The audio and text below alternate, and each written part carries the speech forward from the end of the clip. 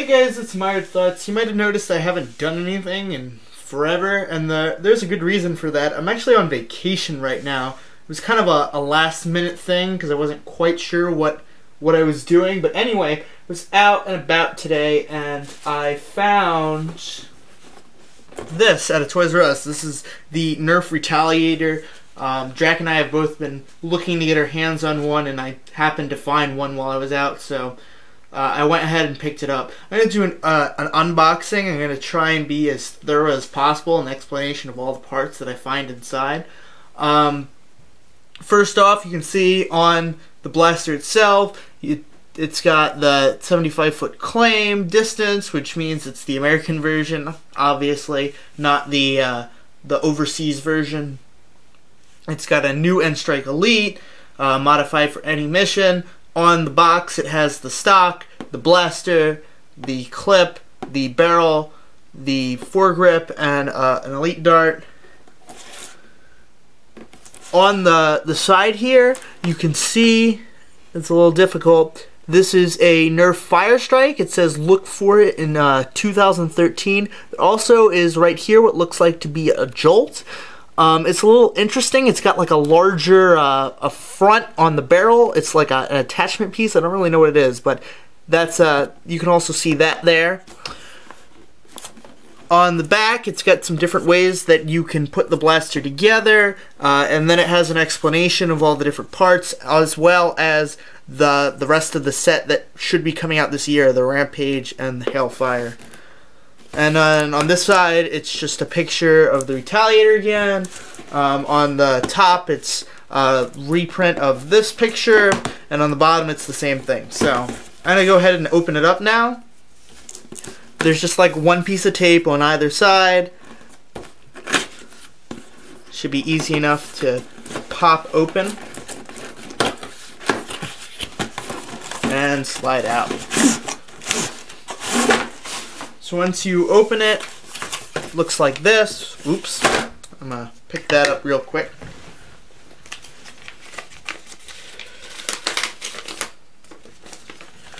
Okay, we got, this is just the explanation thing for loading the ammo, stuff like that. It's not very useful for our purposes.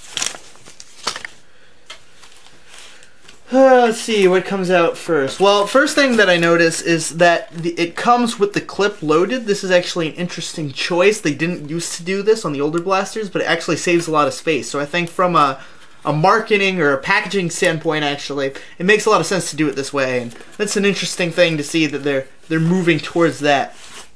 I guess the first thing that I should do is take out the Retaliator itself.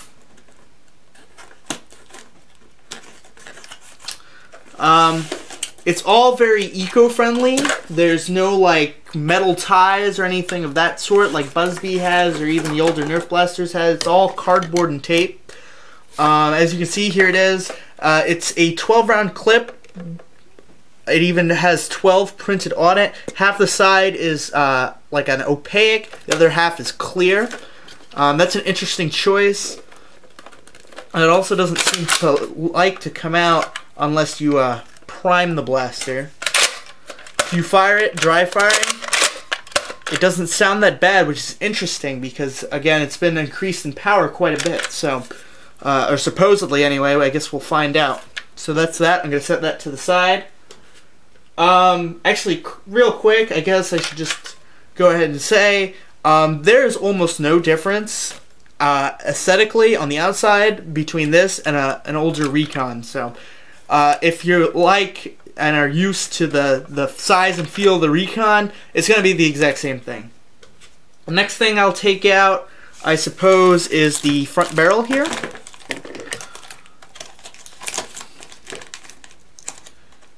Again, it's all held in by cardboard and tape. Actually, this one and the darts are sheathed in a plastic wrap, kind of like bag thing, but it's not a bag because it's open on both sides. I find it interesting that they decided to wrap this part and none of the other parts. I can understand them wrapping the darts so they don't come apart, but it's interesting that they decided to wrap the barrel extension. There is, as you can see, let's see, I don't know if you can quite see down the barrel, but there is a bit of a rifling kind of deal that they've done. I don't know if it actually affects the darts because it's much wider than the darts are. But I don't know, maybe it affects airflow a little bit. Maybe it just looks cool. I don't know. But anyway, other than that, it's the exact same to regular recon barrel. You can see it fits on just like a regular recon barrel. It's got the flip-up deal like that. I suppose the next thing that'll take out is the grip here, the assault grip.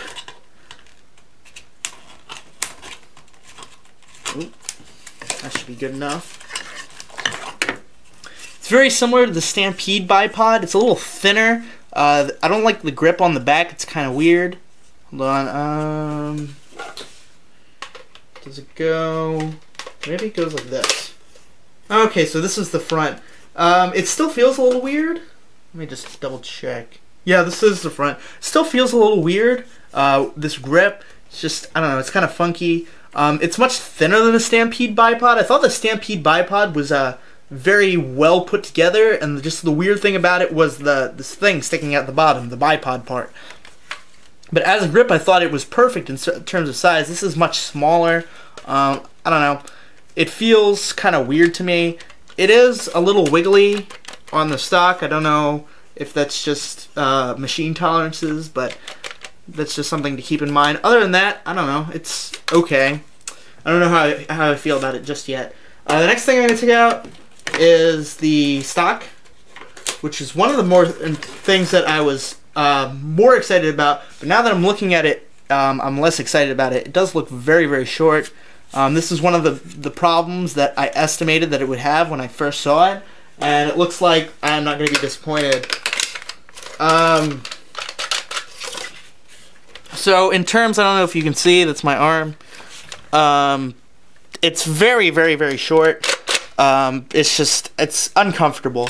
That's the only way I can have to describe it. It's almost, to me, it feels like shouldering a Firefly, but almost, in the Firefly you almost have more just because of the way that it's set up. It's almost shorter than shouldering a Firefly. It's just very uncomfortable. I don't know how useful it is. I saw on Nerf Revolution, there was a guy named Louis C3, who when he modded his, he added the back of the Raider stock to give it a little bit more length. And that's actually probably a decent idea. It's disappointing because it looked like the stock had a lot of promise, but it just looks like it's a little bit too short to measure up. And then finally, I'm going to take out the Elite darts, which are probably the most relevant part of this entire thing, other than the main Retaliator ranges itself. And I go ahead and make sure I don't accidentally put tape on any of these darts. Looks like they gave me 12, which makes sense because that's how much the thing holds. Okay, so feeling the darts, they look a little bit denser and thicker. They feel a little bit, they almost feel like the black foam micros. The heads are a little thicker too, but they don't seem that much different than the regular streamlines. I'm gonna go ahead and load the clip and do some firing. I've heard some reports that there's still some sway and some a good deal of variance from the Elite darts, just like streamline darts, and I'm starting to believe it a lot. These darts, although they do feel a little bit more sturdy, definitely, than regular darts, I don't think that they're that much different from streamlines that they're going to show a huge difference. These are not like the new end-all be-all darts that we thought they were going to be. I think that, again, they are a little bit better, and of course, when you're talking about blasters that are shooting 60 feet, a little bit can just mean the difference, but I think that overall, they're going to be very similar to streamlines. They do still include the small, I don't know if you can see it, the small hole, which is half the problem with the streamlines to begin with, so I don't know. It seems like a very strange choice to me for Nerf to make. And to insert the clip, you do have to pull this back. It's not, that's interesting. Okay, I didn't have it pushed forward all the way. It does have a lock in it, which I expected it to have. It was just very strange that it didn't lock. I didn't have it pushed all the way forward. There's very little difference. In fact, I'd say it's an unnoticeable difference for the Prime. Firing it seems a little bit stronger. I don't know. Go ahead and fire it again.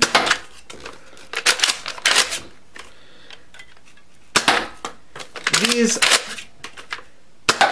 power-wise, it doesn't seem that much stronger than a Recon. You can see that it does definitely have more power, and I thought that it would, but I'm having trouble believing that it will even shoot 60 feet stock.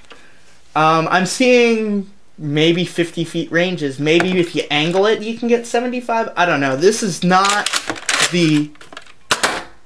I am not as excited about it as I was originally.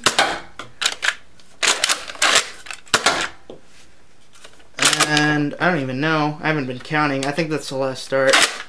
Yeah.